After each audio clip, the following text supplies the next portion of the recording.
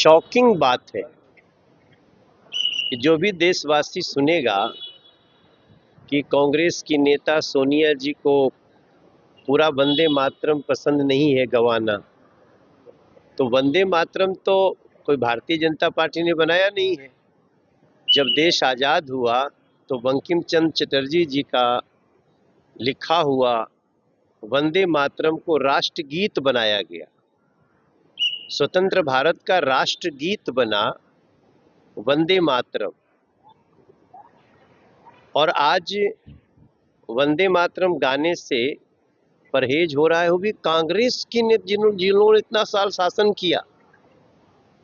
जिसको वंदे मातरम से परहेज है वो देश में कितना गड़बड़ी किया होगा इसका अंदाजा लगा सकते हैं आप। और वंदे मातरम के भी टुकड़े टुकड़े हुए।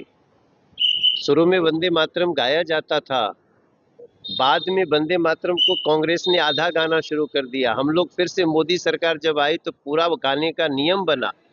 अब पूरा गाने में लोगों को इतनी परेशानी हुई सोनिया जी को। तो देश देख रहा है, जो भारत की वंदना नहीं कर सकता है वो भारत के लोगों का कल्याण क्या करेगा। ये एक बड़ा चिंता का विषय है। लेकिन किसी के न गाने से या रोकने से वंदे मातरम तो रुकेगा नहीं।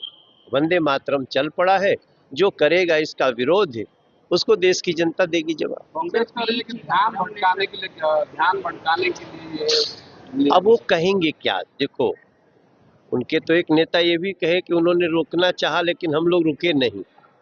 तो हम तो बड़ा खुश हुए कि कम से कम कांग्रेस में दो विचारधारा है।